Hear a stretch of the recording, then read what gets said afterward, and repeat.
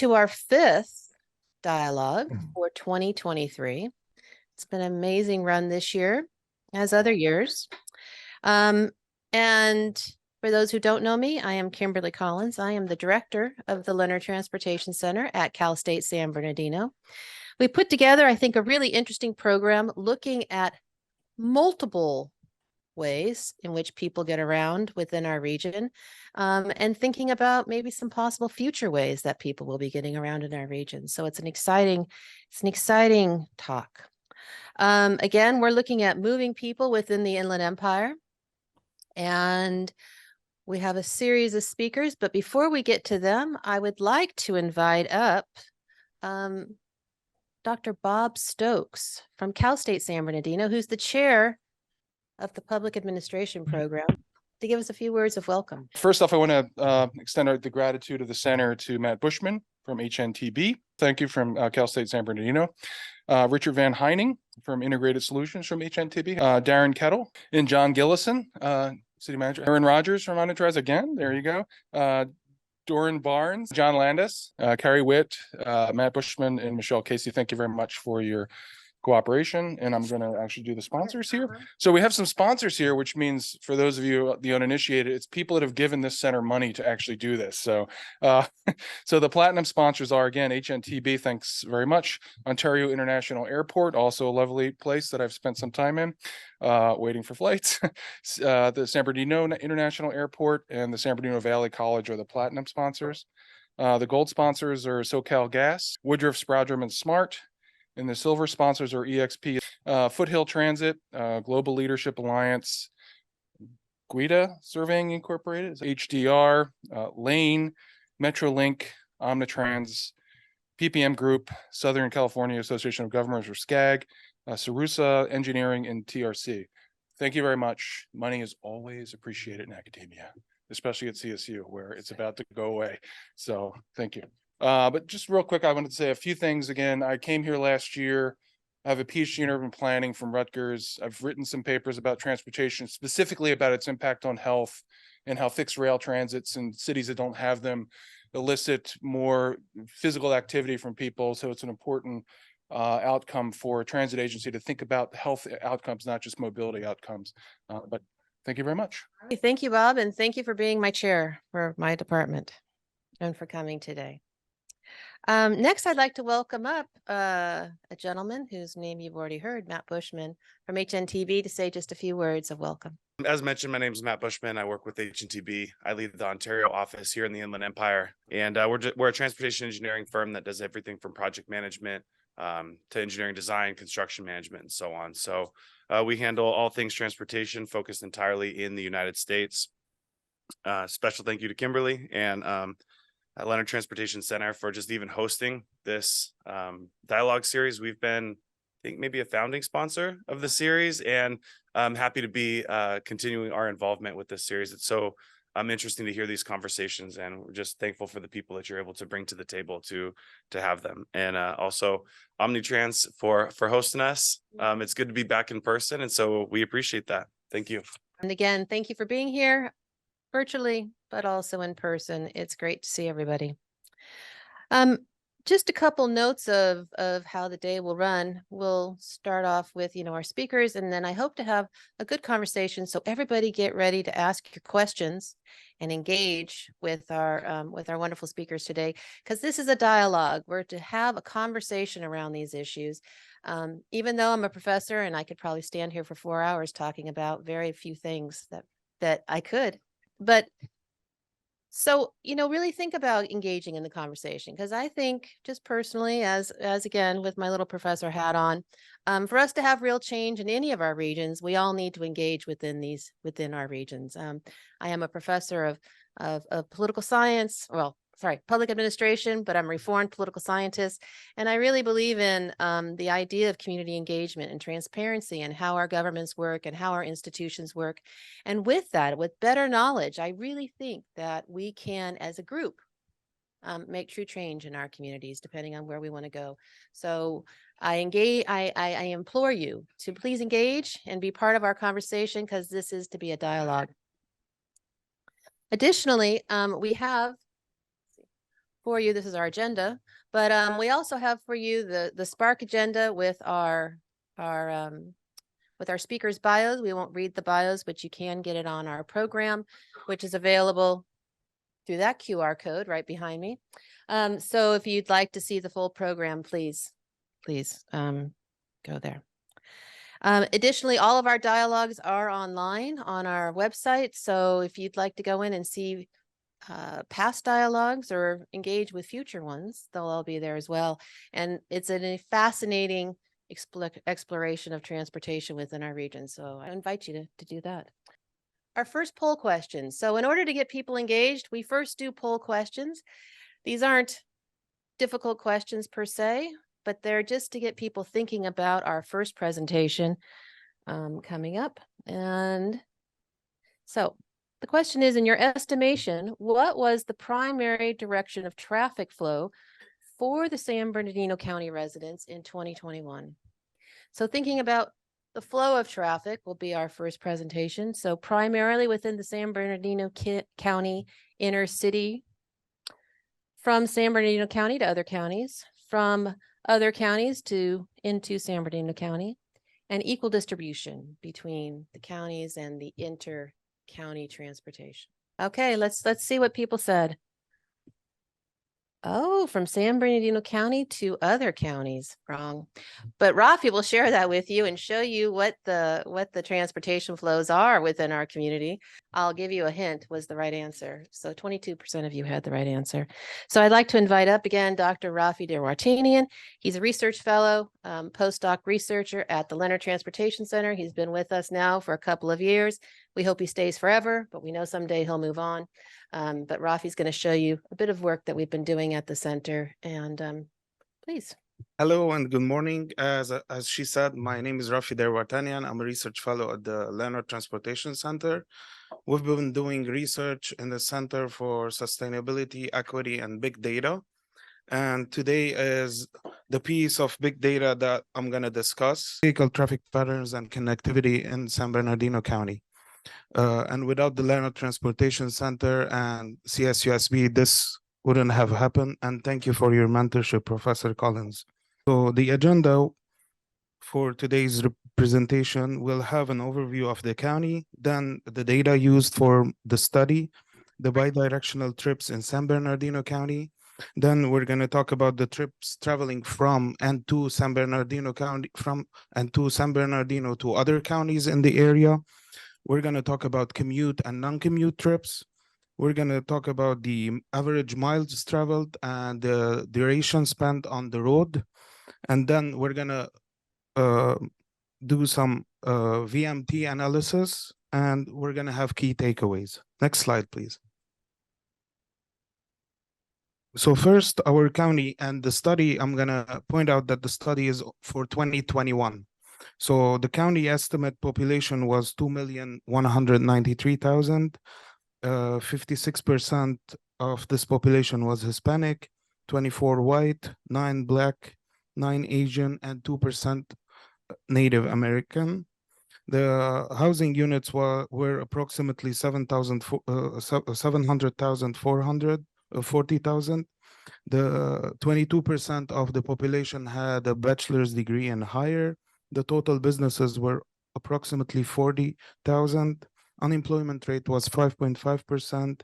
The median household income was 70,000, and the mean travel to work, which is commute, was 32 minutes, which is a distinguished number there. And number of cities were 24. Next slide, please. So the data used was streetlight. The year, as I said, is 2021. And the sample trip count was around 90,500,000. So we utilized big data, and we have a high performance computing software to access at the university. So that's how we were able to come up with this analysis. And the vehicles were all type, light, medium, and heavy duty for this analysis. Next slide, please. We're going to start talking about the bidirectional trips in San Bernardino County. So the numbers now that I'm going to show you is only in San Bernardino County. Next slide, please. Okay, so the map here, this is San Bernardino County, as you may see, the purple dots are the trips that are happening within the city, and as you go lighter, the trips will decrease. So from this map, we can have two main ideas concluded. First, the cities have the intercity traffic is the highest when it comes to trips within San Bernardino. In other words, the trips that start, for example, in San Bernardino City and end in San Bernardino City are the highest. The same for Victorville, the same for Rancho Cucamonga, the same for Ontario. And then lighter, you go to Upland, Chino Hills, Redlands, and Ukaiba. So these trips that happen intercity are the highest in percentage. Another key element that we can see in the map, next slide, please. Yes, so the other element is connectivity that happens in the high desert or the northern part of the Inland Empire, which is between Victorville, Hesperia, and Apple Valley. This is as one network that is heavy in traffic, and another network starts from Chino Hills and ends in Highland, as you can see in the map. Next slide, please. But remember, I told you guys that the trips within the city are the highest, and this bar graph depicts these numbers. So San Bernardino County, Rancho Cucamonga, Ontario, Fontana, and Victorville have the highest trips within the bidirectional trips within the county. And then we can see a steep decrease for the other counties all the way to Needles, which is a city to the east of the county. And we know that it's a transportation corridor that links San Bernardino County to Arizona State. This is for the city and in San Bernardino traffic. Now, next slide, please. I'm going to talk about the trips that are happening from our county to other counties or other regions within near us. Next slide, please. So we can see from our big data study that most trips go to Riverside and Los Angeles. And I want to also highlight something else, that outside California also has a high percentage of trips that go outside California. When I say outside California, is any area in the United States rather than California and its counties. So that's one thing to highlight. And Riverside and Los Angeles, for me, I don't know for you guys, maybe you know something else, but for me, Riverside having the highest trip was a little surprising. I thought everybody went to Los Angeles. So that is something that was surprising. That's why I dived deep into Riverside. Next slide, please. And it turned out the trips that start or end in San Bernardino County go to Rupa Valley, Riverside City the most. And then we have Moreno Valley, Eastvale, Corona. And as the color goes to green, the trips decrease gradually. Next slide, please. So after highlighting the trips that are happening within the county and happening outside the county, why these trips are happening. And this is another shocking number or percentage that we got. Next slide, please. So 33% of our trips in San Bernardino County happen for commute, and 66% are non-commute trips. So the non-commute trips are double the amount of commute trips in San Bernardino County. So that was another shocking number for me. And if you go next slide, please, I can show you per city what is happening there. And we can see 50% of our trips are summarized in 5 cities, and both for commute and non-commute. you have San Bernardino City, Rancho Cucamonga, Fontana, Victorville, and Ontario. Their percentage, if you sum up their percentage out of the 25 cities, these 5 cities have 50% of the commute trips. Now, looking into the commute or non-commute trips outside the county, next slide, please. Next slide. We have created a map on the right-hand side, you can see the commute, and on the left-hand side, you can see the non-commute trips. And again, Riverside and Los Angeles County had the highest percentage, then Orange County, and then we have Kern and San Diego with the small change in Kern, where they received, or the origin of the trip that started in Kern and came to San Bernardino were lower for commute than non-commute trips. Next slide, please. Now we're going to talk about the time spent on the road and the miles covered. Next slide, please. As you may see, we have done 2 portions again. One within the county and another one trips that are originating or destined outside the county. And the numbers were also a little, especially for the city numbers, were a little shocking, let's say. Needles, we know that it's far away to the east, so it will have a long distance. You need to spend a lot of time on the road in order to get there. But for our cities, the average time travel was approximately an hour, from 1 hour up to 1 hour and 10 minutes. So it was a high average. And for trips that are going to other counties, you can see that the lowest was Riverside, Orange County, and LA County. And I'm going to use this data in our key findings so that we can highlight an issue of connectivity. Next slide, please. Now for the miles traveled. And this is an important also metric that we are highlighting.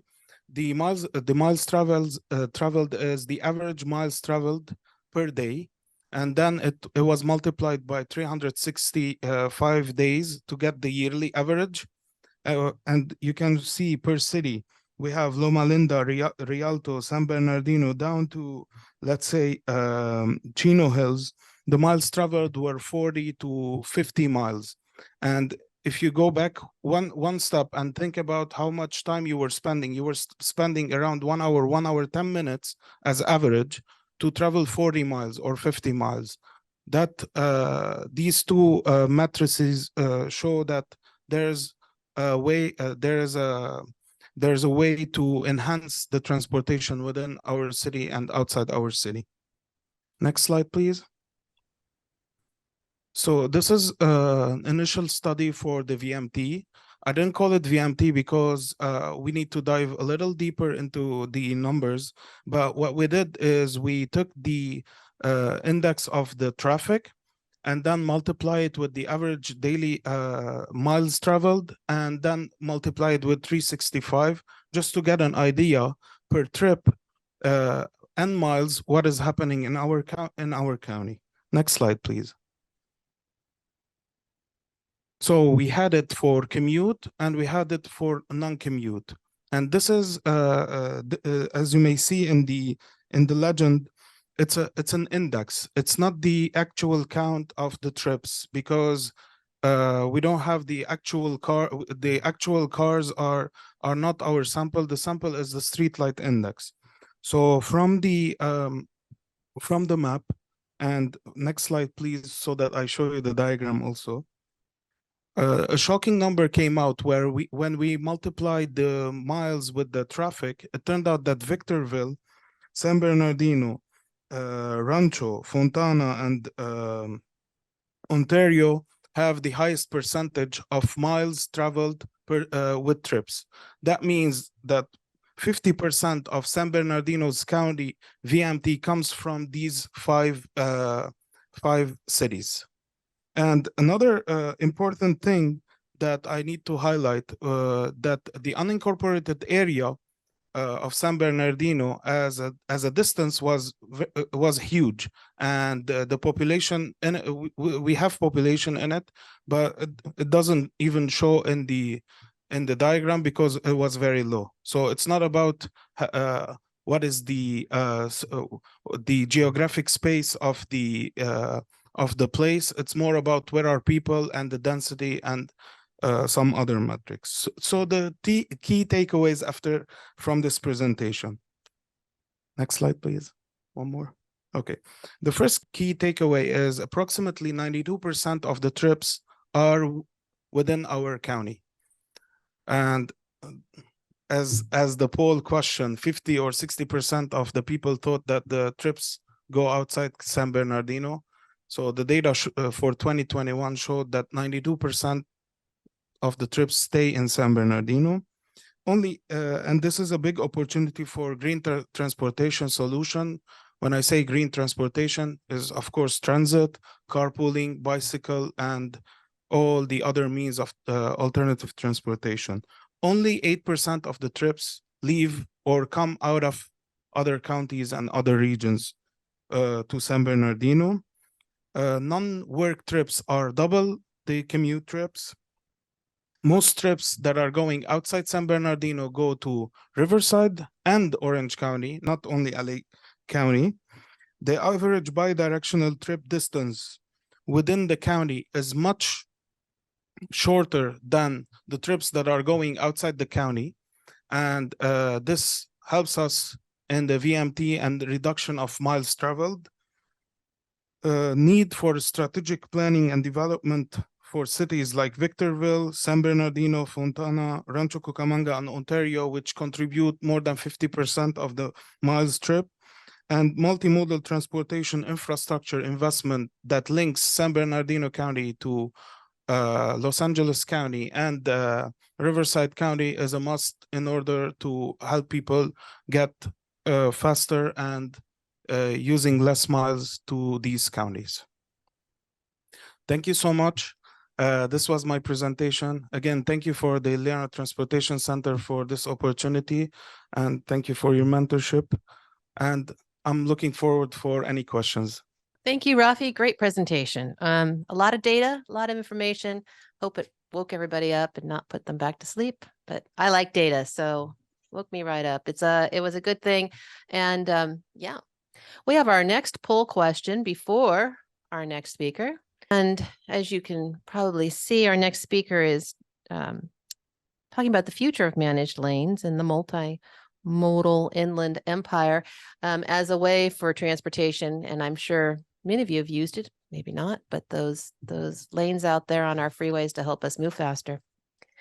So what do you believe is the most significant benefit of managed lanes in the Inland Empire? Reducing traffic congestions, encouraging carpooling and shared transportation, generating revenue for transportation projects, reducing greenhouse gas emissions, or are there other reasons? I know what mine is. Reducing traffic congestion, that would be mine too. Almost 50%, which is a good thing. And then we can see that there is 24% encouraging carpooling, and then generating revenue for transportation projects. Yeah, that's always a good thing. And reducing greenhouse gas emissions. All right. Well, I'd like to invite up our next speaker, Richard Von Heining from HNTB. Richard, please.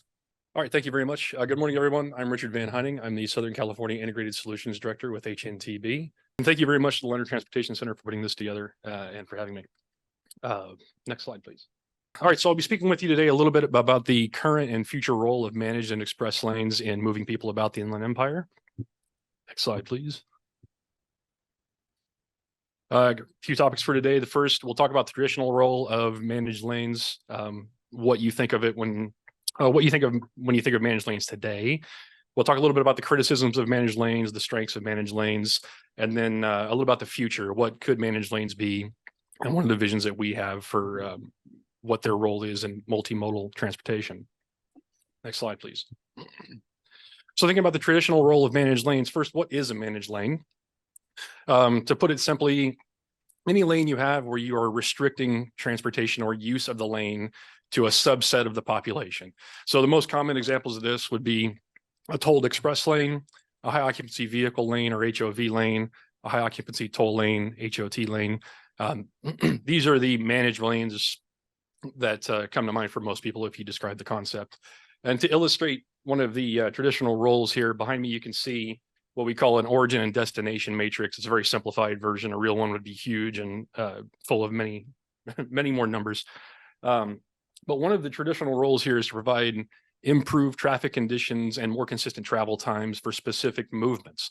Now, what do I mean with a movement? If you're looking at this matrix here, this is a theoretical segment of highway that has maybe 5 points, A through E, that you can enter or exit into the highway.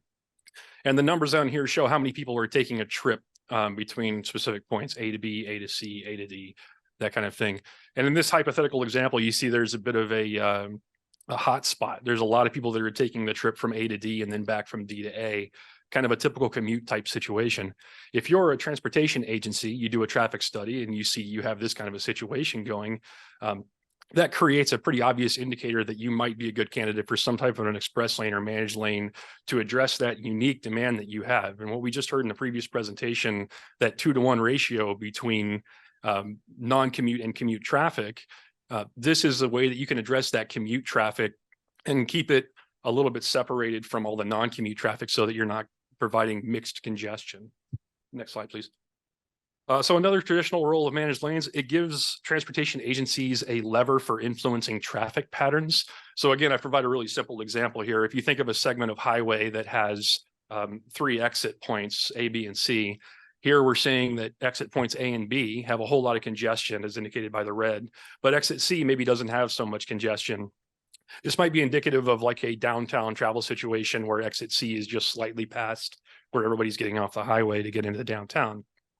If you were the transportation agency, you might want to improve overall traffic by influencing people to take exit C and then maybe take some side streets to get back to that downtown area. And you can do this in a few ways. Maybe you're changing your lane striping and allowing people only to exit right after exit B. Or maybe you put up physical barriers, or maybe you're using toll rates to influence people by providing some kind of a discount or targeting that movement. So this gives agencies that lever to be able to influence traffic a bit. And obviously, that's a pretty simple example. Next slide, please. All right, so some criticisms of managed lanes.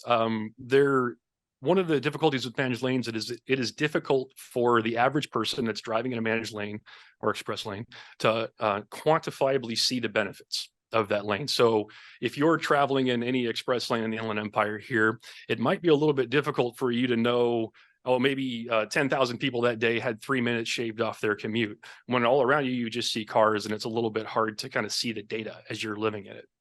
We can mitigate this in a few ways. For example, in San Diego, the express lanes on the 15 have signage that can actually tell you, estimated travel times between general purpose lanes and express lanes. And when you have that, it makes it a little more clear, but that's not prominent everywhere. So it makes it a little bit difficult for the average person to see it. The other challenge we have is public perception, and there are some common perception issues that we see. The first one is that funding mechanisms for express lanes are not well understood. You'll hear when people say things like, I already pay my taxes, why do I have to pay tolls? And the reality of this is that most managed lanes or most express lane projects are funded by bonds that are then paid back by the fares that are generated by the express lane, by the toll road. Another public perception issue is that higher toll rates can be seen as a way for just bringing in additional revenue or taxes. People will say things like, higher toll rates are just another tax mechanism, or a high toll rate might just be justification, like bad traffic is just a justification for bringing in more tax money. And the reality is there's a little bit of truth to that. The most transportation agencies will prioritize traffic condition goals or vehicle miles traveled, VMT measurement goals, over revenue collection. But the bonds do have to be paid back, so the revenue does need to be collected. If you don't pay back the bonds, the bonds will cease to be an option for funding infrastructure projects. So you do have to collect the revenue. There's a little bit of truth, a little bit of nugget of truth there. Next slide, please. So some strengths of managed lanes. Express lanes specifically can provide a funding mechanism that may not have an alternative. So if you're looking to expand your infrastructure, tax and grant-based funding can be very important, but they also have limitations. Tax funding is often earmarked for specific projects. Grant-based funding may have specific requirements that have to be met that can't always be met by certain infrastructure projects. And then scale maybe isn't supported by those other funding mechanisms. So using bond as funding and then paying that back via express lanes gives you another option for being able to improve your infrastructure. The next strength here is that you can use this targeted infrastructure that you're creating in a managed lane to improve traffic conditions or provide more consistent travel time for specific movements. So we talked earlier about that A to D, D to A movement. Rather than just adding sort of a brute force method of throwing more general purpose lanes at it, where all the traffic is commingled and weaving amongst each other, that commute and non-commute traffic, if you create the express lane here, you have more controlled entry and exit points and less weaving between that commingled traffic. And you can target that specific movement that you're trying to support. Next slide, please. A couple more strengths here. Express lanes, managed lanes can more easily target inter-county and inter-facility movements. And I say that because it is very difficult to do large freeway overhauls. So to add 3 general purpose lanes is hard enough in one county, but to plan it out so that you're doing it across counties or between 2 facilities, 2 roadways with an intersection, that's very difficult. When you do an express lane, it's very targeted. You have a lot less egress or entry and exit points that you have to worry about. And examples here that we can point to, the 91 and the 15 interchange, those express lanes that support that movement from like Southern Corona out to Orange County. That is a much easier task to build that kind of a connected express lane than it is to build overhauls on 2 freeways and the intersection in between them. Similarly, the 91 movement between Riverside County and Orange County beyond that intersection, it's easier to coordinate the upgrade or the improvement of that infrastructure between the 2 counties than it is to just say we're going to build a whole lot more lanes across counties. The last strength I'll highlight here is that it does give agencies a lever for implementation of equity programs. So transportation equity is a concept that's been growing in the country, especially so within California. And when you have a managed lane, it gives you the ability to have different kinds of equity programs that managed lane serves. But not only that, if you use transponders like a fast track transponder, you can codify that to identify who qualifies for use of the managed lane, who qualifies for use of maybe a discount program. It gives you the ability to implement that kind of a program. Next slide, please. So looking at the future of managed lanes and moving people, I'll talk about one vision that we have for this. We really need to think about our goal. Our goal should be that we need to move the most people, not the most vehicles. And when we look at how we might go about doing that, we think about this idea of mobility hubs or multimodal mobility hubs. And what you see on the screen here, very simple. Again, you've got mobility hub A and mobility hub B, and each of these hubs is a centralized location for access to multiple types of transportation: vehicle, rail, transit, aviation. You combine all these things together, and it provides an easy way for everybody to move about and use different modes of transportation. And the managed lanes come in and providing the backbone between your different mobility hubs, both for people to get there and for the different types of transit at that mobility hub can also use the managed lane. So where are we doing this mobility hub concept? Have we seen it? We have actually. The first example you'll see here, a little crude on the drawing, but this is Interstate 15 in the San Diego County, and their bus system has a park and ride that is, this is the Del Lago station. They have a park and ride that is right off of Interstate 15, and the arrows are showing a direct connection to the express lanes. So if you're traveling to the park and ride, you can get into the express lanes directly or come out of the express lanes directly, get right into that and not have to deal with the general purpose lanes and merging across. And then maybe more importantly is the buses that are servicing that station can then access the express lanes directly and have more direct access into downtown San Diego. So it creates some efficiencies there. All right, and the next example I'm showing you here is on the I-110 express lanes in LA County. It's the same kind of thing. There is a bus station actually in the middle of the highway with the express lanes. Pedestrians can access the station on an overwalk over one side of the highway. But buses they take the express lanes, they can exit into the station, they can pick people up and they dive right back into the express lanes. So this is the Slauson Avenue Harbor Transitway also. So another example of kind of a multimodal hub connecting with this backbone that we've been talking about. So continuing to think about the future of managed lanes and what role they might play, we really want to think about deeper integration. Imagine that all of your transportation systems have a very deep integration with each other. That opens up a lot of possibilities. I'll share with you a few use cases. But we have all these different systems. You got a toll management system, rail management, transit. They all handle their respective areas very well, but they aren't deeply connected, or if they are connected, it's only at a shallow level so far. That deeper connection opens up a ton of possibility. A first example, let's say that you've got that backbone of a managed lane connecting mobility hubs. You've got buses that are waiting for people to come from the managed lane and take a bus. And let's say there's a traffic incident. And it's totally stopped traffic in the managed lanes. What if your bus management system, your transit system, what if that was integrated with your tolling system to identify that there's a traffic incident, and maybe you could automatically reroute your bus resources or make some adjustments to your bus schedule to make sure that when traffic frees up again, there's buses waiting to take those people onto their next segment of their multimodal trip. And if you combine that with the idea of connected vehicles, then you're able to notify everyone in their cars, don't worry, this trip you said you're taking today, your bus will be waiting for you when we get here. We've adjusted for the traffic.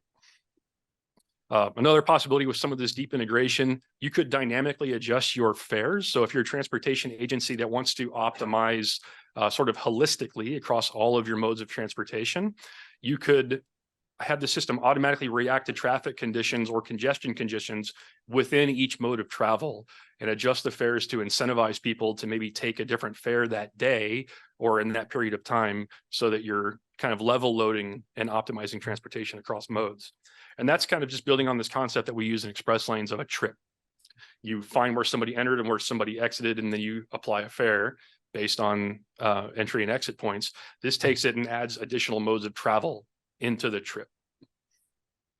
You might be able to create incentive or rewards programs between your modes of travel. So if you're an agency that has a transit system and an express lane, you could create a program that says, okay, take 5 trips in my express lanes and you get 1 free transit ride. So that is a way to start moving the needle into getting people to take other modes of transportation. And when they realize that there's a high quality of service in those other modes of transportation, then adoption will continue and we can start addressing overall congestion by better adoption of modes of travel. And the last use case I'll share here is the idea of flexible managed lanes. So usually when you see a lane, it has a very specific purpose. It's a toll lane, it's a bus lane, something like that. If you have all your systems tied together, you could automatically change the mode of operation for your managed lane based on conditions and needs of other modes of transportation. So you could take it from a tolled express lane to buses only or HOV only. You could change it to buses only for the example we talked about earlier, where there was a traffic incident and now you need to reroute your bus resources. There's a lot of possibility there with the flexible solution. So I'll leave you with a few thoughts here. The traditional function of managed lanes will evolve. It's always going to be what we know today, but I think that we're going to be seeing that shift as systems become further integrated. And that shift is likely going to be toward being the backbone between the different modes of transportation and supporting those types of mobility hubs. And the other benefit here is that if you're taking this approach of using mobility hubs and you're using this backbone of managed lanes, it helps transportation agencies achieve their vehicle miles traveled or VMT goals, which is a critical measurement when they're looking for future funding for improvements. Thank you all very much for your time today. I appreciate it. And I look forward to any questions you might have after the sessions. That was really great. Thank you, Richard. Wow, we've had 2 really great presentations so far. We've seen the data. Now we've seen sort of the use of our transportation infrastructure. And now we go next to thinking about light rail and transit use. So we have our question here. How often did you use Metrolink in the past year? So frequently, occasionally, rarely, or never? We all used Metrolink. We took our students to downtown LA to visit SCAG, had a great trip. fun time. We got a personal sort of tour of LA Union Station. 52% never. Rarely, a few times, 38%. Then we have 10% occasionally. So with that, I'd like to invite our next speaker, who is online for us, but the CEO of Metrolink, Darren Kettle. Thank you, Darren, for being here. My pleasure. Good morning, everybody. I'll tell you that particularly right now, post-COVID, that poll is doesn't surprise me. We live in a very different world today. So I just by quick background. So again, I'm Darren Kettle. I'm the Chief Executive Officer at Metrolink. I've been in this job for a couple of years.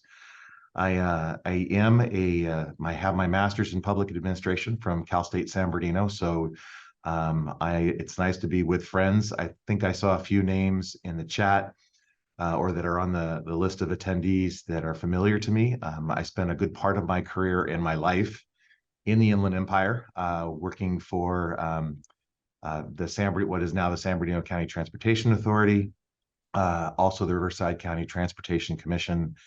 I grew up in Rancho Cucamonga, even before it was called Rancho Cucamonga. And I spent part of my life in the city of San Bernardino. So my presentation is maybe not going to be as rich on the data. So those of you that are the academics, this is your time that you could probably take a nap. I'm going to talk a little bit about our service, what's going on at Metrolink, what I've experienced in these couple of years. And but by a little bit more background, for a number of years, I did take the train. I still live in Ventura County. I was the executive director of the Ventura County Transportation Commission before I took this role on. I still live there. I take the train regularly. But yes, I'm the CEO of Metrolink, but I also work from home a couple days a week. So if that'll tell you what I do as a professional in the field, obviously I'm not the only one that does that. And so our world has very much changed from where it had been. And we've seen that throughout our system. So for those of you that aren't as familiar with the Metrolink system, this is our 6-county, 7-line system. We have 545 miles that we operate on. We're the third largest commuter rail, and I will only use that word occasionally anymore. Actually, we call ourselves a regional rail system because commuters aren't the same as what they used to be. So we are having to pivot, but we are the third largest regional rail system in the country.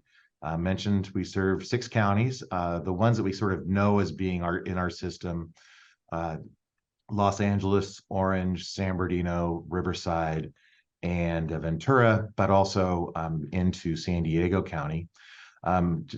Just a little bit of another quick sidebar story. I started my career, I thought I was going to go into local government. So I started with the city of Rialto, of all places, out right there around the corner from San Bernardino.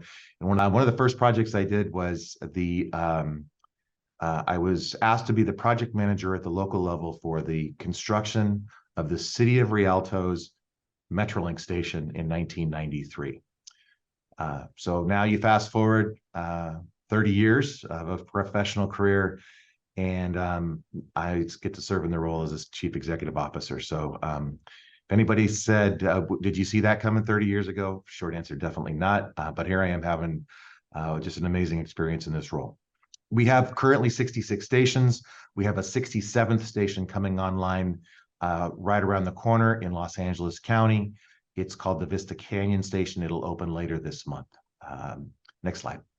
As I mentioned, our world changed back whatever it was, March 15th of 2020. We were all told to go home. We went from having about 40,000 daily boardings on our system to an immediate drop to only at the time 4,000 daily riders, daily boardings. I mean, it's not a surprise when you're a commuter railroad and people are accustomed to that normal routine, and then we start working from home for a couple of years, it's fundamentally going to change, our core customer base. And it did drastically. We have now a new normal that we operate in, and I regularly get asked, well, what does this mean? Have you regained ridership? Are you recovered ridership? It's a very depressing conversation to have, particularly for commuter railroads across the country, because by our very definition and the change in the workplace and the ability to work remote, and even companies that have primarily adopted hybrid work environments, people don't do what they used to do 3 years ago and 3.5 years ago. And so we are having to adjust for that. Right now, because people ask that question, we're at about, on good days, we're at about 50% of our pre-pandemic ridership. We also don't have as much service. We cut our service right as COVID hit. We reduced it by almost 40%. It's like 35%. We brought back about 2/3 of it throughout our system. And the line that has some of the most amount of frequency still is the San Bernardino line, which has regularly been our most popular. But obviously, COVID changed things, and we're having to shift our way of doing business and our thinking away from the standard good old days commuter who would buy their monthly pass at the beginning of the month, get on the train, and ride the train 4 and 5 days a week, because now they're riding a couple days a week, and we're getting the same level of revenue. So this will show you where we are over the last few years with the weekday and weekend ridership. And you can see generally we start in 2020 where we were looking at that April, the bottom blue chart, blue bar on the weekday, and I'll focus on the weekday, although it's interesting to talk about weekends as well. The blue bar, the dark blue bar bottom, that's 2020, so on and so on as you go up. And as you can see, as we get into 2023, we've seen steady ridership growth. In some cases, it's based on offices opening back up, hybrid work environment, and that type of thing. But there's also another, and I think the next slide will get to this. There's another factor in it. But you can also see our weekend ridership. Our weekend ridership has gone up significantly over the last couple of years. It actually has, quote unquote, recovered faster than weekday trips. And I think that's primarily because we were doing leisure trips on weekends, using the train for that purpose. And people have done that as we've opened back up and people get back to some level of normalcy on leisure trips and weekend trips. This slide's a little tough to read, but what this slide generally shows is that people are starting to use, and we talk about our transition from commuter to regional rail. You know, the commuters are still going to be our bread and butter. Again, right now, 20,000 daily boardings. They're always going to be something that we have to focus on and remind ourselves they are our core customer base. But in a world where you've lost 50% of that core customer base, we're going to have to find new markets to continue to be sustainable. And so this is the shift to regional rail. And when we say that, it's not about the commute. And you'll see in this that you will see the arrows that show where we are seeing growth in ridership, people using the train for something other than the commute. And across the board, yes, commute to work is still high, but we're seeing a significant number of people that are using it for discretionary trips or leisure trips, visiting family and friends, going to sporting events, going to other destinations is the bottom line. We've seen a slight growth in airport travel and just other types of activities. Now, that's not coming anywhere close to making up the lost ridership we had. Like I said, commuters, we call them easy money. They came in, they bought their monthly pass, away they go. We didn't have to work very hard. To market to leisure trips, particularly in Southern California, keep in mind that Metrolink is only 30 years old. Unless you were a commuter, you might not have even been familiar. I mean, those of you that just did the poll, was it 52% of you have never been on my train? And we've got to change that. And part of our job is to make sure that people know that you can use the train for something other than the commute. And we're starting to see that. But again, if you didn't know the train because you used it as a commuter, you might not necessarily come to mind. Whereas if you were in Chicago or the Northeast, where there's an awareness of public transit in a different way than we have in our love affair in Southern California with our car.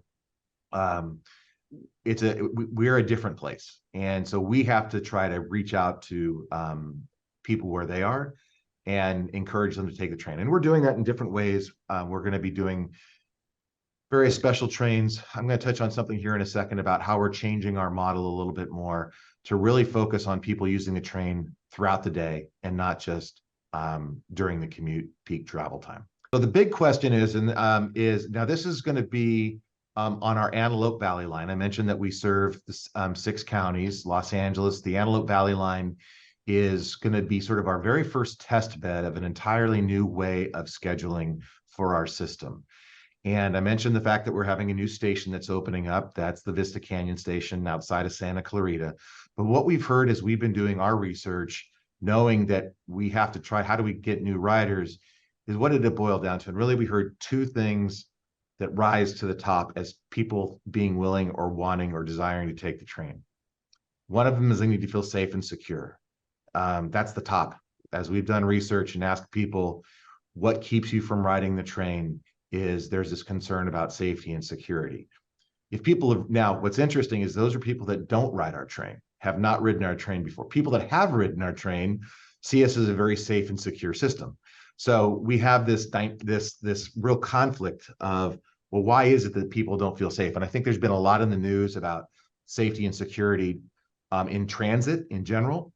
And I think a lot of that is as Los Angeles County comes out of the pandemic and the metro system tries to recover, there was a whole lot of negative stuff happening. And I'm in my office in downtown LA. I took the subway, my 3 stops from LA Union Station, and it's gotten much better, but there's still plenty of room for improvement as far as what a customer's experience is.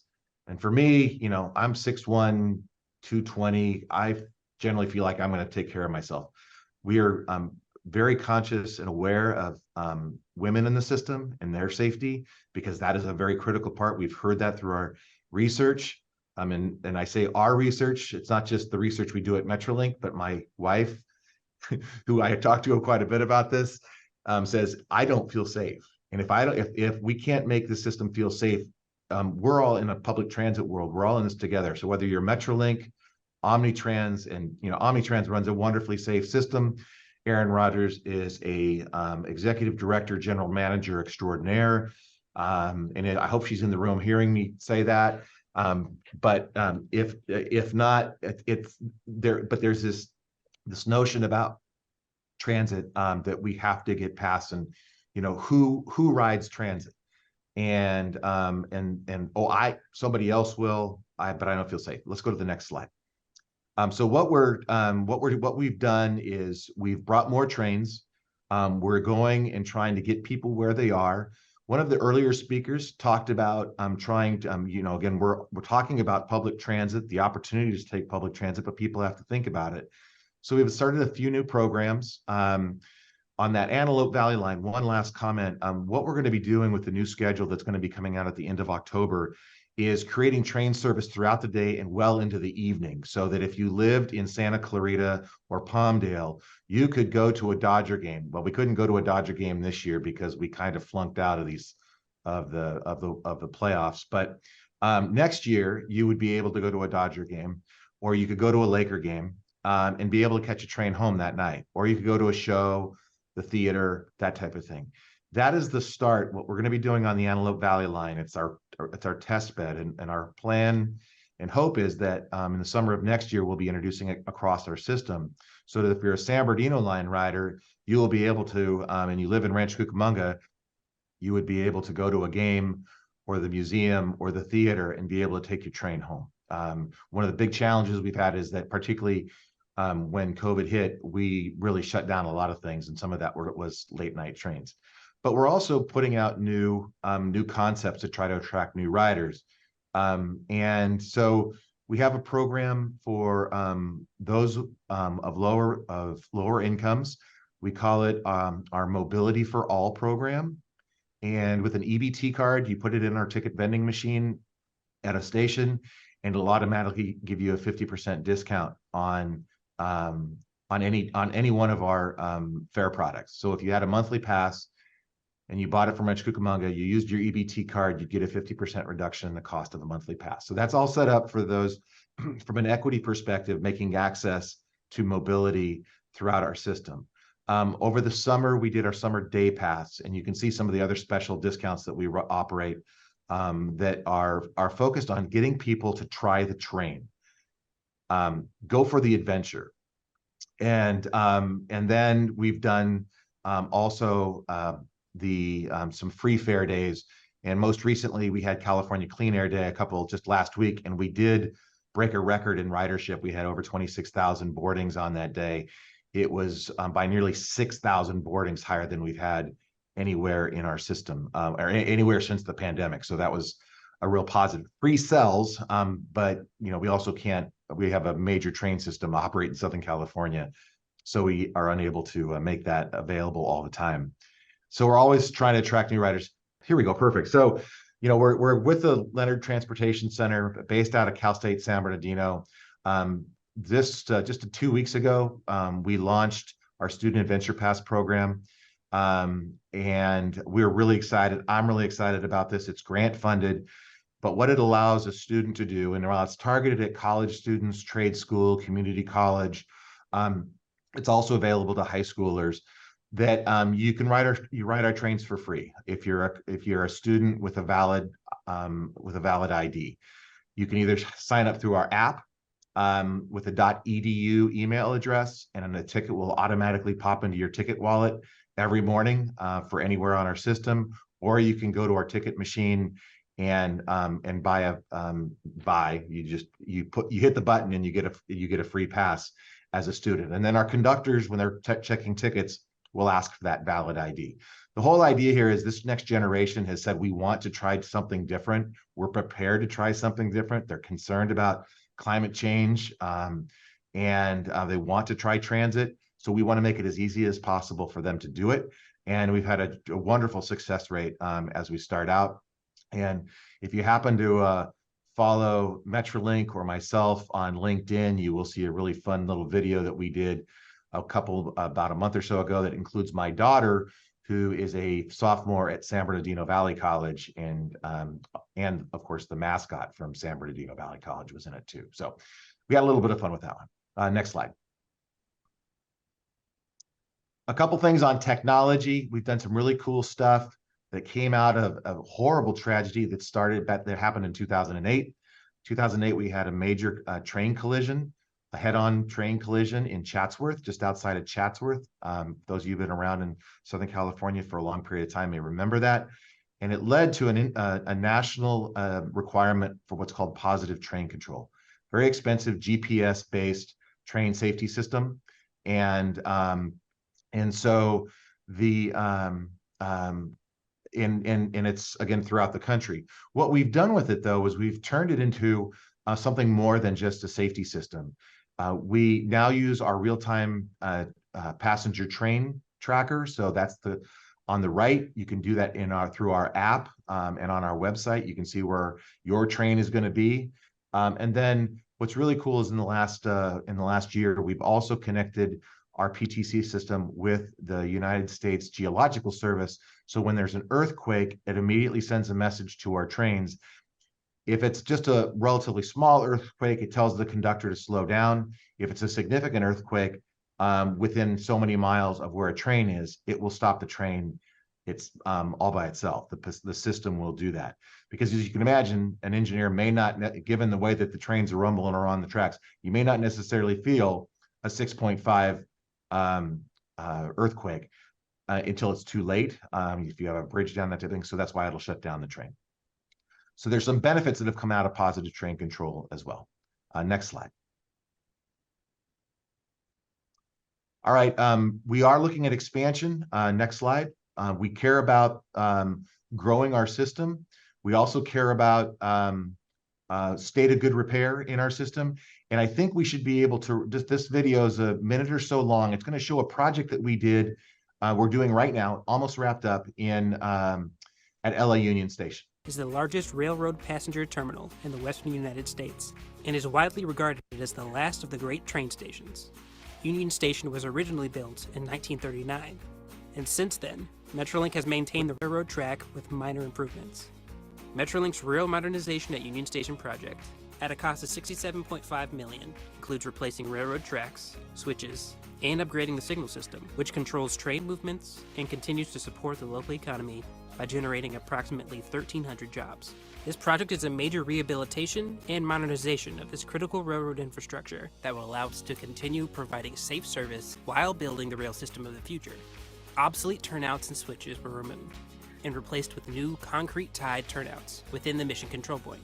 The modernization efforts will pave the way for the larger vision, Link US project, that will support Metrolink, Pacific Surfliner, and future high-speed rail service.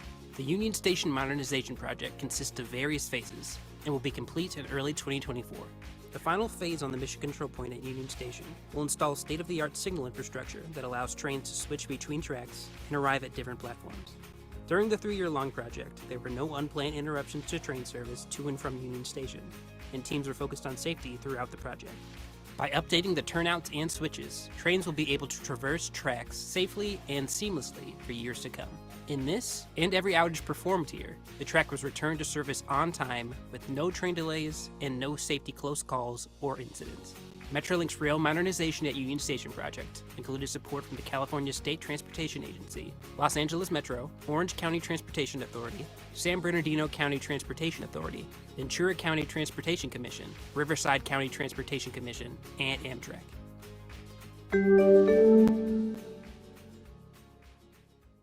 And all of that is coming together as we get prepared for the 2028 Olympics. And there's a lot of excitement about what's going to be in Southern California in just over 4 years. The Metrolink system is going to be the backbone public transit network for a car-free games. For those of you that aren't aware, the 2028 Olympics, generally in the Los Angeles area, is car-free, meaning the workforce and spectators will not be able to drive your own car to a venue. You will have to take public transit. So our system will be the backbone. We'll get people into Los Angeles, and then you will transfer to Los Angeles Metro system buses to take you to venues, or light rail or subway to get around the region. So it's one of those things that keeps me awake at night, being prepared to move the millions of people that will be in attendance at the games. And it's exciting, but it's also this amazing opportunity to showcase to the world that Southern California can be different. We will have to be different. We won't have a choice but to be different for the Olympics. And so we're excited about being a part of that. And what we'll be doing on the green bars that you can see in green, that's where we'll have half-hourly bi-directional service for all of our trains. And then on the yellow, at least hourly frequencies on those trains. So that'll be, it's a high bar for us to clear. If you'll somewhat forgive the high jumping metaphor I just threw in there to try to make sure we get that done, but we're excited about it, and we're working very closely with our partners at LA Metro to make sure that happens, so that we make it easy. I heard that there was an earlier discussion about mobility hubs. We'll be using that concept throughout Southern California, and we'll be running long trains all over Southern California, making sure people can get from the various far reaches of our region into Los Angeles, as well as to Anaheim. That wraps up my conversation, and you can see a little bit about what we were trying to do to market to college students here. So hopefully we captured at least a few of your local universities. I think over on the right side is where we have the San Bernardino Valley College mascot, and of course you've got the UCR Highlander Bear and Cal Poly Pomona. So the Inland Empire is well represented. Thanks a lot. Appreciate the time. Thanks a lot, Darren. And thanks for being here. All righty. So to introduce our fourth and final speaker for today's program, we have another get you ready kind of poll question out there. So when you hear the phrase transformation through transportation, what comes to mind? Economic growth and job opportunities, sustainable and green transportation methods, technological advancements in transportation, urban development, and city planning, a favorite of many of those in the room, I know, me included. This is to bring up our next speaker, who is going to be speaking on transformation through transportation, the Cucamonga Station Multimodal Transit Hub. And we're honored to have John Gillison, a city manager of the city of Rancho Cucamonga. And it's, if you're ready to give us our, it's a big divide. It's a big piece. Let's see. So we have 23% on economic growth and job opportunities.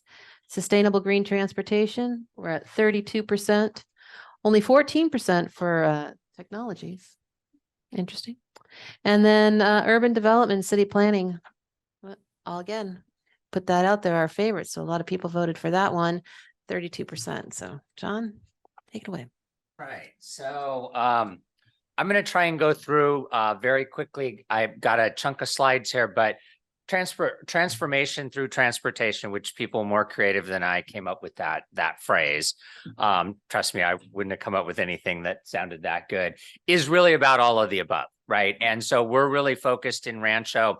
I appreciated the first speaker, Rafi. I loved the data. A chunk of it was some of the stuff we knew that our city has a lot of residents who spend a lot of time on the road, and they complain at us because of the amount of time they spend on the road. So we've been focused on a number of different things, and the focus has been not only trying to keep them, give them alternative transportation methods, but keep them off of the road. So really, this is our vision. You can see in this first slide here, we want to create an equitable and sustainable community. And we're really trying to take a lot of those trips off the road in one way or another. If I can have the next slide.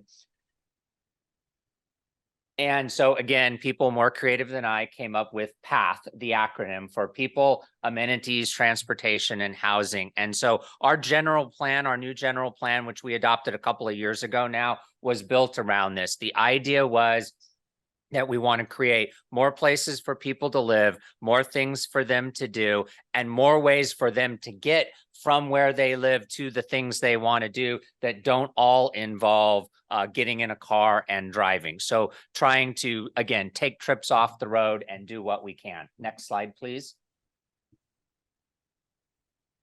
So one of the things I think to keep in mind, and some of it was highlighted in the data, as well as our second speaker talking about the managed lanes, and that is we all have to remember, in fact, there was just this data in the paper earlier this week that LA County and Orange County have officially entered the era where they are not having enough births to keep pace with their population. So they're declining population. Riverside and San Bernardino have not entered that yet. In fact, we are growing. We're seeing continued out-migration, probably the first time we've ever really seen it in these numbers from coastal communities to this area. So this area is growing and is going to continue to grow, partly because of just the cost of living, and people can actually somewhat afford houses and apartments out here compared to other places. So Riverside and San Bernardino, this Inland Empire area, is going to grow by another 20%. We're going to add another couple million people over the next decade or decade and a half. So we're going to see substantial growth. So next slide.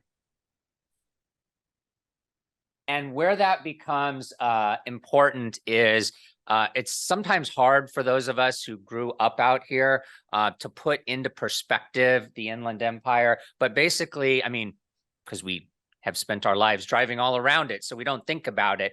But the Inland Empire, Riverside and San Bernardino County, you can see, is an area that's equivalent to South Carolina. So we are, these two counties alone are literally like a number of states in the United States. And so part of it is we need to start thinking about it in those perspectives and recognizing some of those distances. So, and you can really see, and again, I know Rafi's data highlighted this too, but when you look at the two counties, you can really see where the population is concentrated. It's highly concentrated a lot on the western sides of both counties. And a lot of the rest of the county, the population density is very light. So next slide. And so this gives you a comparison. There you can actually see there's Riverside and San Bernardino County, and there you can see South Carolina. Now, one of the things this highlights, and again, tying back to the first couple speakers this was talked about, is density. So yes, I know we're having all kinds of conversations out here and everyone's like, oh my God, the Inland Empire is experiencing high density housing. No, it's not. That's South Carolina, which no one would equate as a high density state. And yet what you see on those purple spikes are downtowns, true downtown urban areas in South Carolina. You can see, Charleston and some of the major cities. The height of the spike shows you how dense the area is, as well as the land value that goes with that density. You can see that if you look at the western edge of the two counties, we don't even begin to compare to what you would normally see in an urban area. If I were to show you the city of LA, the spike would be off the chart because of all the density and population there. So next slide. So, and here is a little bit modeled a little bit differently rather than just the lines. This actually shows you the population of the areas, and as the color gets into the darker red, those are where the masses of people are clustered. You can see we've got obviously clustering down around South Riverside County, and then Western Riverside County, and then Western San Bernardino County, a little bit in the Central Valley area, and then you get out on the East Valley here, and we have some more clustering, again, reflecting the fact San Bernardino City, very large city in the county. But then on the other side, Western, you've got Rancho, Fontana, Ontario, and a number of those. And so you can see how some of the nodes are starting to grow. But again, this goes back to how do we move people among these places where they're trying to go? So next slide. So one of the things we're focused on is we're trying to create a true multimodal transit district in the city where we'll be able to have businesses that people work, places that people will want to go eat, shop, etc., places where people will live, and a variety of transit options coming into that area. We're fortunate, and I want to thank Darren. He's been a good supporter for many years of the things that we're trying to do, but we're very fortunate to have a Metrolink station already in our city. And so we started looking at that, and and I'll get to it in the next couple slides, talking about high-speed rail and that. But with the airport proximity, we started realizing that what we had there was the makings of a true multimodal transit district. We call it the Heart District. It is a play on words, but it also literally stands for the streets that form the boundaries of that arrow. Haven and Rochester on the east and west, and Arrow on the top, and that is the transit district, if you will, there. And so that's where we're trying to bring all of the services, BRT, which just broke ground the other day on the West Valley Connector, together with high-speed rail, regular rail, and airport, and then an underground tunnel to link to the airport. So next slide.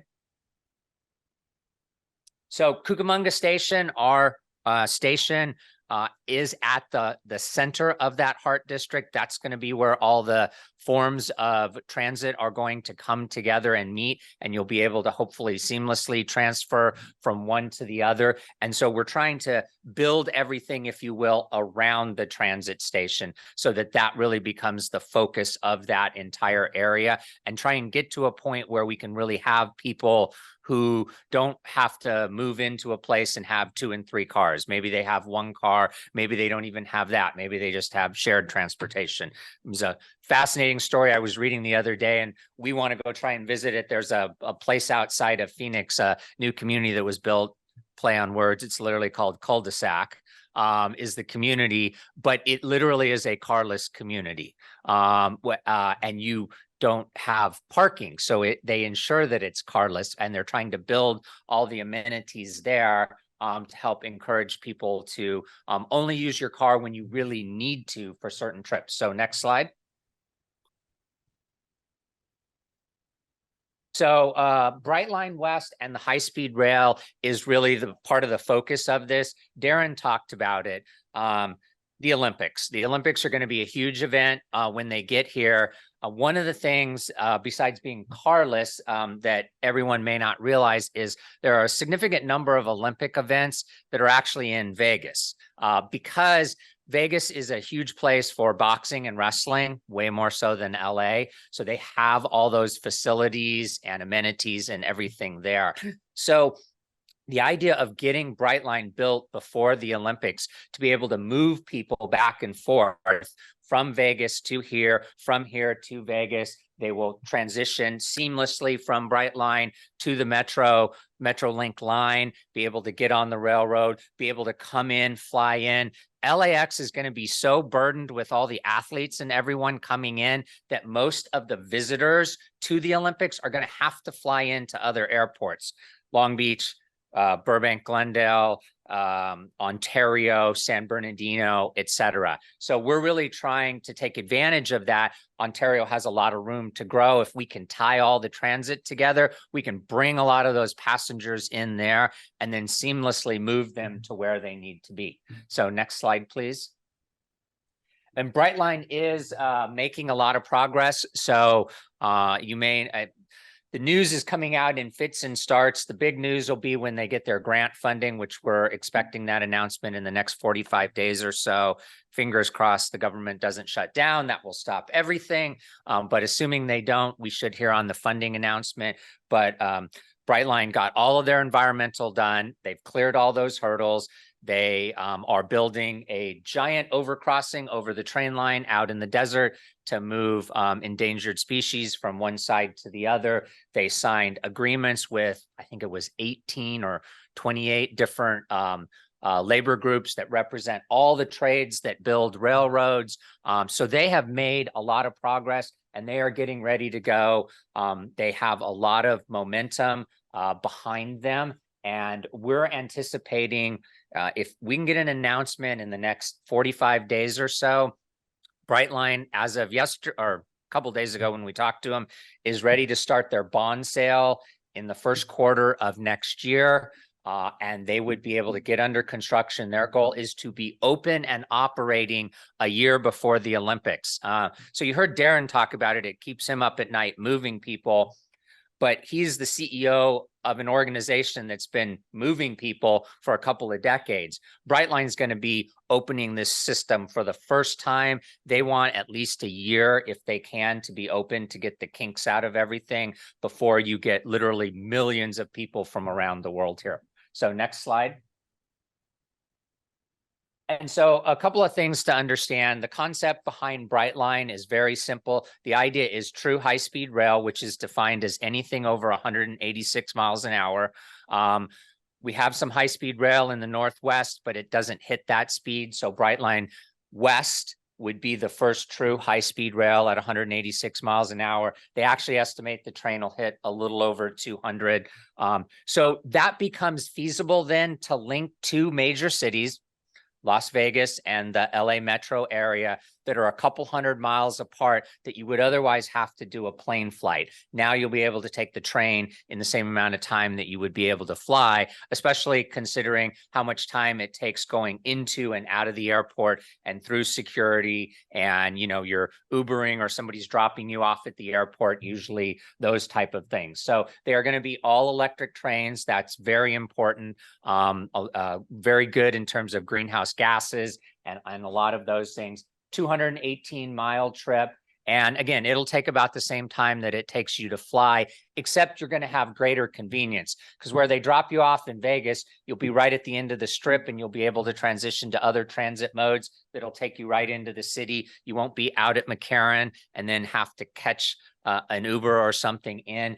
And when you get here on this end, you'll be able to immediately transfer to one of Darren's trains, or be able to go to Ontario Airport, or be able to catch Omnitrans, West Valley Connector. You'll have a lot of those transit options. So you're not going to be stranded at either end. And that a lot of times is people's fear, right? I can get almost there, but what do I do for that last little bit, right? We all know how not convenient it is to ride the train all the way into LAX because it drops you off just a little short of where you want to be. And the best transit places in the world take you right into where you want to be. So you don't have to do that. So next slide. By the way, the number of passengers is huge. So Brightline is estimating between 11 and 14 million passengers a year. That is about somewhere between 30 and 50% more than already come into Ontario Airport. So tremendous number of people might ride that. Any of you who've tried to drive to Vegas on the weekends know that if it's even half that, it will do wonders to pull people off the road and make a big difference. Here you can see some renderings of what the station is going to look like in Rancho Cucamonga. We will have one of the largest parking structures in the county and in the area. And the station there, you can kind of see here. So that is Brightline's train. And right there, that is Metrolink down there. So they will come in at different heights and be separated. So next slide, please. And that's a little bit of what the interior of the station is going to look like. One of the things to understand about Brightline is they try to make it a very nice business class experience. So business class or higher is kind of where they're trying to be focused. They will literally have a couple of different options of how you ride the train and what food and beverage you want to take advantage of while you're flying it or while you're riding the train. It won't be peanuts and, you know, Coke like you get on Southwest. So it should be a very nice experience. Next slide.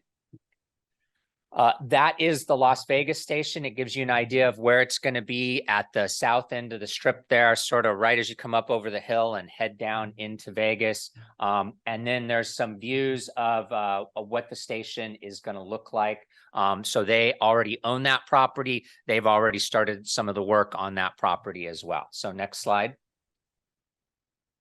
And in terms of funding, I mentioned some key hurdles. They did get a RAISE grant a little while ago in conjunction with SBCTA that they will use to build the station out in Apple Valley, as well as the Hesperia commuter station. So that'll be big. And then the California iBank approved a couple $2 billion of private activity bond funding for them. So even while they're waiting for the federal announcement, they've been lining up other grants and other funding. So next slide.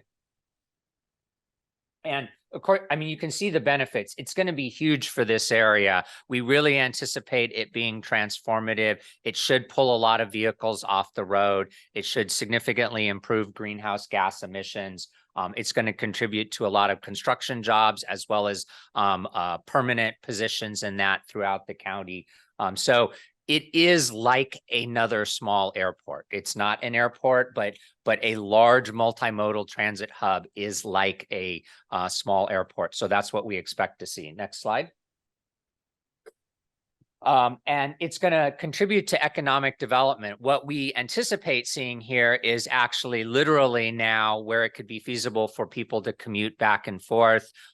We anticipate seeing businesses like they like to locate around airports, locating around the transit hub there, if you will, in the Heart District. And it should spur more housing and it should spur more amenities that go with it. Some of the best transit hubs around have that ancillary ripple effect. If you look at what has happened in Miami, where Brightline has built its stations, they have had similar effect within a couple of years after the stations all got done. So next one. And I will say one thing, Brightline also, they should bring this here. They have this in Miami. They do a first last mile where you can ride in an EV vehicle and they'll cover essentially the fare, wrap it into your train fare. So that's kind of nice as well, an additional option for people. The important thing to know too about this project, it is actually California and Nevada together.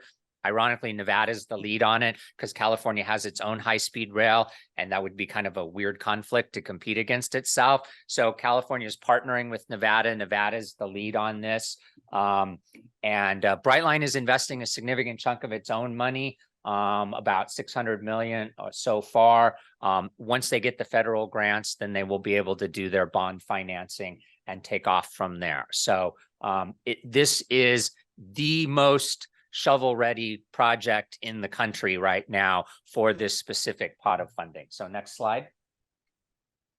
And it truly is an effort. I want to make sure, as Darren did, to give thanks to all the partners who are part of it. You know, Omnitrans is part of it, SBCTA, GoCal, Ontario Airport, the county. You've got to bring everyone together. These big transportation projects, as some of you know who've worked on any of them, don't just happen by one agency or another. It takes a whole team to bring it together. So next slide. So key to this too is how we tie the station to the airport, because the station, Cucamonga Station and the airport are not a walking distance from each other. And so we want to make sure to tie them together. We don't want people getting dropped off at the train station going, great, now how do I make it those last couple miles to the airport? It's about 4.5 to 5 miles as the crow flies between the station and the airport. So the tunnel to Ontario that SBCTA is working on is important. You can see it's about 4.2 miles there. And the idea is to go underground, because trying to go above ground and go over Caltrans freeway network is well nigh impossible. And so underground in the road to the airport will actually result in a very short electric vehicle trip that would be through an autonomous or semi-autonomous vehicle. And so you'd be able to get off at the train station and literally in about 5 minutes be at the airport. So next slide. And so there you can see the site plan. The structure to the kind of top center there would be Brightline Station and parking structure. And then to the top left there is approximately where the station would go for the tunnel to the airport. We literally want people to get off of any of the trains, Metrolink, Brightline, otherwise, and be able to see, oh, I just got to walk over there to the station and get on. So no, where am I? How do I get there? We want the connection to be very easy, quick, and seamless. Next slide. And so there you can see a schematic that shows you what it will look like. If you've been to Vegas, if you've been to the convention center, if you've ridden some of the Boring Company tunnels, it's a similar concept. And it should work just as seamlessly. You literally should be able to walk up. You shouldn't have to wait more than 5 or 6 minutes at the most. And you should be able to get in a vehicle and go to the airport. And when you get off at the airport, you should be able to go to either of the 2 terminals as you need. And then same thing, catch a very quick ride back. So that is a rendering, shows you what the station and that would look like. So this is going to be a key part of connecting the airport and all those visitors. Next slide. West Valley Connector is also important. Again, so first speaker talked about it. How many trips do we have in county? A lot of these trips are not just visitors. And so the West Valley Connector is going to be important. It broke ground earlier this week, or last week, I guess, and very important in terms of, frequency and speed is one of the things that people often say why they won't ride a bus, because they don't want to sit at a station waiting for too long. West Valley Connector should solve that. They're going to be zero emission vehicles.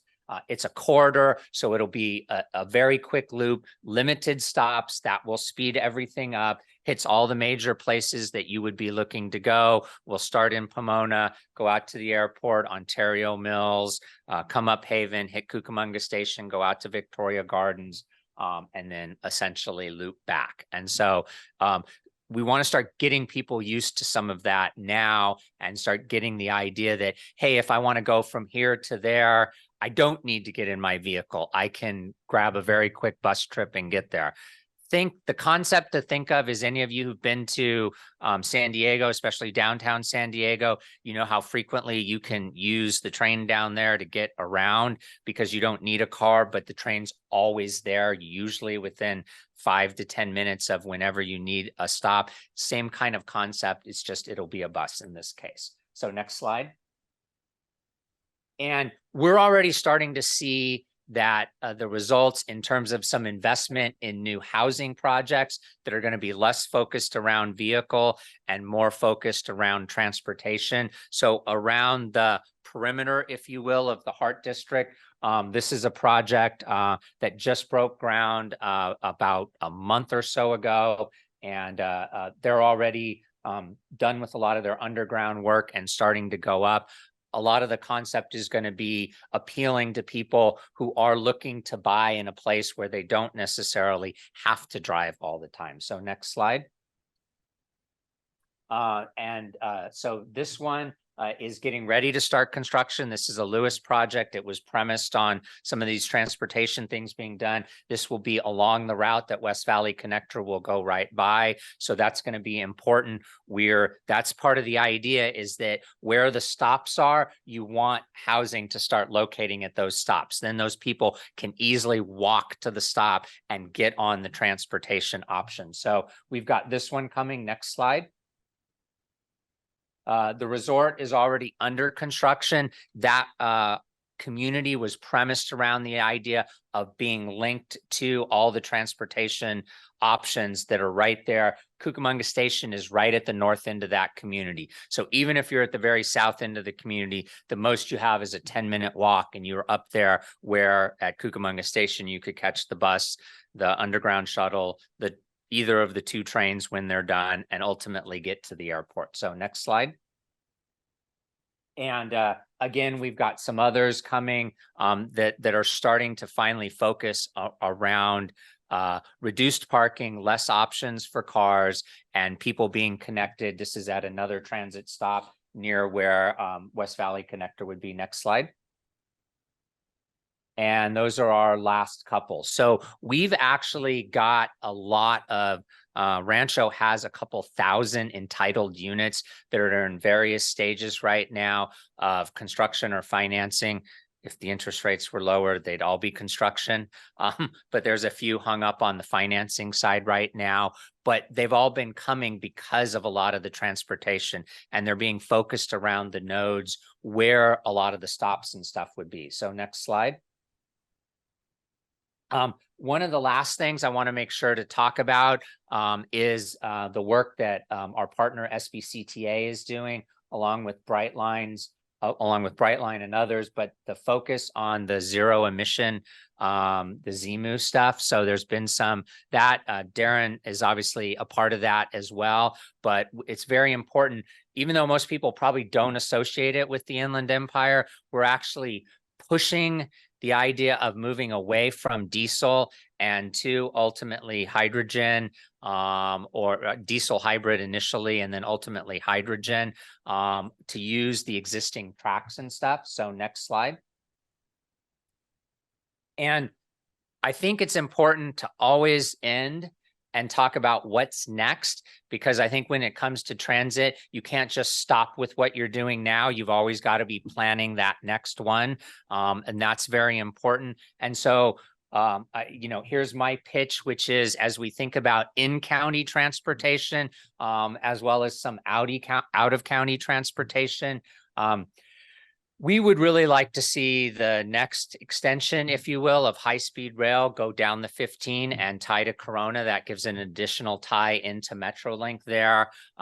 It's not just the 15 freeway to Vegas that's bad. That section between the 210 and the 91 is pretty much a parking lot, and there's a lot of that gets to some of the non-commute out-of-county trips that people are taking, because a lot of our Inland Empire residents are completely agnostic in terms of where cities and counties begin and end. They want to go eat where they want to go eat. They want to go shop where they want to go shop. They're going to go catch a show at the Fox Theater in Riverside. They're going to go to different places. And so if we can start putting those transit options where they want to go, like what Darren was talking about with the Olympics, we can get them out of their vehicle. We think a next connection, if you will, down to Corona would make sense.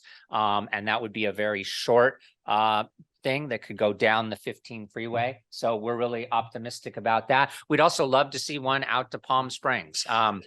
There's a lot of trips going out the 10 freeway back and forth between this part of the county and all the way out to Palm Springs. So next slide. And so again, happy to answer any questions, but just end by saying, I really think you got to, the data is huge. The options are huge. We got to start tying it all together. You know, no pun intended, but it is a network and you have to approach it with a systems mindset. You can't just focus on one thing or another. You need to focus on multiple solutions and trying to tie them together. So thank you guys. Well, that was fabulous. All of our presentations were really, really good and eye-opening and thought-provoking. I want to, before I open it up to this room, I'm going to open it up to this room over here, our virtual room, and see if there was any questions in the chat, because I thought I saw a few things. It's from Ray. It says, make a Metrolink connection from Orange County in the morning, eastbound to San Marino versus movement in the afternoon. I think it was just a comment. Okay. All right. That's Ray from Caltrans, who lives in Orange County, who would love to have a Metrolink ride for himself up to our area. So Ray, thanks for saying that, because I think there's other people as well who would be looking for that trip. Is there anything else in the chat? No, it's just a comment. All right. So I want to again, you know, being in public administration, and then thinking about this interaction between government and business, which I think is key to how our society is functioning today, as well as community-based organizations, and how they all network and work together. I'm just going to throw it out to, and Carolina, maybe you can pass the mic to our speakers, or if your speakers want to come up. But, you know, how do we get past some of these silos? How do we get past some of the start thinking about things in more regional perspectives as opposed to individual perspectives? And part of it, I'm going to, you know, blame social media, and everybody wants to be liked and individual, but how do we start moving towards that grander community? And you know, I'm going to open it up first. Richard, if you'd like to, because you kind of brought it forward to us, right? You started us off with thinking about how do we bring these multimodal options? How do we move out of these transportation silos or other types of silos? Yeah, so difficult challenge. It's really easy for any one agency to focus on their own transportation challenge that they have, you know, that they're trying to provide support for their own community. But you've got organizations like SCAG, you know, the Southern California Association of Governments.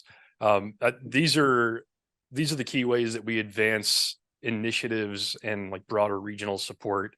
So I think advancement and further progress in those kinds of organizations is really the way that you bring everyone together, focusing on how do we improve things holistically as a region, and not how do I get people from point A to D in my own community. Okay. All right. And John, I don't know if you have and Caroline will bring you up, or you can speak here, whatever you prefer. So I would just echo that partly and say, I think a lot of it too is that we often start with a default mindset. Either we're solving our own problems or we're all trying to compete with each other. And I really think that as a region, we need to start realizing if we work together and solve the problems for the region, we will all rise with that. And then that tide will lift everybody. So we don't need to be like, well, I'm going to focus on my problem at the expense of somebody else's problem, right? If we start solving some of these issues with transportation and housing and some of that other stuff for the whole region, then we can improve the quality for everyone. And I think that then helps foster cooperation between agencies. That's great. And Darren, I know you work regionally because that's what MetroLink is all about, right? Connecting our regions. So I don't know if you have any thoughts on that as well. One of the things again is as someone who grew up in the Inland Empire, still has a lot of ties to the Inland Empire. We live in a massive region, and I think that it was some interesting information. And it's changed a bit through COVID too. So I think John hit on a couple of really important points about just how the system was all worked together. I don't really have anything to add, just to say that we do find people want to be more and more connected. And if the other issue we heard is if you put more trains out there, we'll get more ridership. So we'll have people that take the train for other purposes. And so we're looking forward as well about how do we expand our service so that we serve the region better. And that just comes with time and of course some resources. So we've got that ahead of us as well. Great.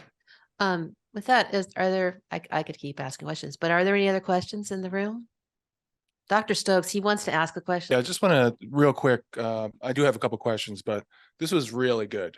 I mean, this is the second one I've been to, and I'm not saying it shouldn't have been, but it was really great to hear the different perspectives from somebody who's running a regional fixed rail system to somebody who's invested in infrastructure for cars mostly, but multimodal as well as having somebody here who's a city manager of a very important locality in the Inland Empire that's going to be at the nexus of a lot of these investments. So it's just a great session, a great integration. I just had one small question and another kind of medium question. One is these, most people get around based on their private logistics software that's telling them where to go. So Google Maps or Apple Maps or whatever.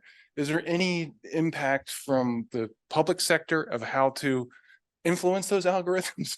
Because you brought up this idea, because I thought of this on Saturday. I was dropping my kid off in downtown Riverside to go to a dance, and I got stuck getting off in downtown Riverside for literally a half an hour, a ride that would have taken me 20 minutes from Redlands. And I thought, well, I should have just gone to the next exit, which is exactly what you said. But my software told me to get off on this exit for some reason. And you notice when you're driving on interstates that the maps are telling people in front of you to go exactly where they're telling where you to go as well. So thinking about how to influence those algorithms for collective benefit for traffic management, just individualized benefits of me as an atom driving through space. I have no idea how they come up with those algorithms or how they could be influenced based on a collective benefit of reducing everyone's travel time in that sector, not just my travel time as one driver, because things, obviously traffic happens based on those algorithms. But that's one small point. The other one is this idea of why is Nevada subsidizing this and leading this so much? And as somebody that understands local government and planning, it's because they have the most to gain from this. So what they gain from this is Californians more efficiently and more larger numbers spending their disposable income in Nevada versus California. Unintended consequences abound in urban planning projects. So I'm not sure exactly what ranchers should be thinking about related to this idea. And also more Californians are going to move to Nevada based on their positive experience on this train. So I don't know what the plan is, but if I can go to Las Vegas easily and simply with my pocket full of money and go there and gamble and come back 2 days later, that's money I'm not spending in California or in Rancho Cucamonga. But that's all I'll say. Okay. All right, thank you. Well, yes, I think the 10 companies are on your first comment on the algorithms. They're all gauging how they can be the best user of the best maps. I don't know, Rich, if you have any comments on that, but I have switched many times my map tool because of just how the algorithms are working. But Richard, yeah. Yeah, so I talked about this deeper integration between systems, and I was really focusing on government-owned systems that are providing transportation services across modes. It's unique if you bring in kind of the private sector, because each one of them is going to be vying to compete with each other to give you the best possible transportation or travel information to get you to your destination as fast as possible. So you're maybe on a little bit of maybe there's a public perception issue there, or if you were to integrate the two, you have a public entity that's trying to influence data coming from a private entity. But if you do provide that integration, you could maybe offer travel time information that is kind of supplemental, maybe But like, for example, there's green ecological travel information that's provided through Google Maps and some other things. So you can provide other layers of, based on the information we have from your local transportation agencies, you might take this other transportation mode. I think it's going to be hard to convince them to stop trying to show them the fastest route. But the other thing you can do, we talked about, I mentioned the layer of connected vehicles. So if you have all these systems that are talking together from the public side, and you add in this idea of, connected vehicles and, publishing that information out, it may end up with a little bit of competition between, the maps and Waze providers. But it does maybe give people maybe more real-time information about what's going on and the ability to respond in real time. So it's all an integration challenge. Everybody's got to work together to figure out how they implement that without. I'm not sure I can give you a yes or no on that. I'll admit to having a little bit of a lack of knowledge on that specific question. So. All right. Thanks so much. I'd also like to just point out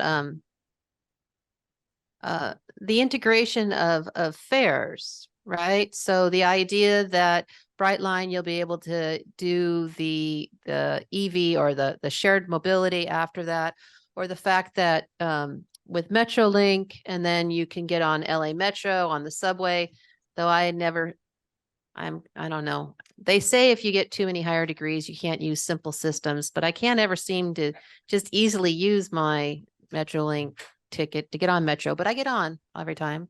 But some of these integrations, or how the west bound connector will be connected to Metrolink. So I'd like to see also maybe a shared model where we just have one card or one app that somehow goes out to all the different systems, so that it's easier to pay for these trips and to think about multimodal use, and not saying I can't figure it out, because again, sometimes it's complex. Are there any other, so we just have a few more minutes, but another question? Or to that point, Brightline and Metrolink are working to have you be able to buy one ticket, so that you could move from one train, start on one train, end on the other. Darren's given the thumbs up there. And I can tell you, just from working with Brightline recently, they're even focusing on not just that you would move, but if you're coming here from Vegas and you've got luggage with you, they'll transfer your luggage from one train to the other, so you don't even have to worry about that. So I kudos to those two agencies. Metrolink and Brightline are really trying to figure out how, to the passenger, it just becomes one almost seamless experience. And I think that's the right way to do it, because the more people get used to that, the more comfortable they'll get, and they'll use it again and again.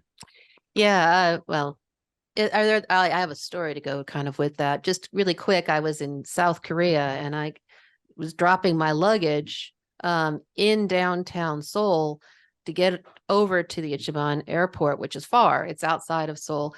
And my luggage just went without me. And then it showed up at the airport, and there were little people giving me smoothies and ice creams and nice little things to eat. And then I landed in LAX, and I'll leave it at that. So next, any other questions or any other pieces? Anybody from online? Darren, you have another thought? Ray, did you have something you wanted to say? I know you put your camera on just a little bit ago. Just very quickly, I think we often overlook the subsidy from the state of Nevada, but we overlook the economic impact to the state of California from that connection. That pent-up population in Las Vegas area has nowhere else to go to spend all that money that they're making, but to the beach in California, Disneyland, and all points. So they're coming back. I think we overlooked that quite a bit. It's not everybody wanting to go gamble, but we got a pent-up population there that we can, certainly I think it'll be a boon to communities like Rancho Cucamonga and certainly the Anaheim Arctic and those folks that are looking at tapping into that. So Ray's right too. We were just talking to some of the economic development folks who were in Vegas, and the number one location for people from Vegas to go is Southern California. So the grass is always greener on the other end of the transit line. That's right.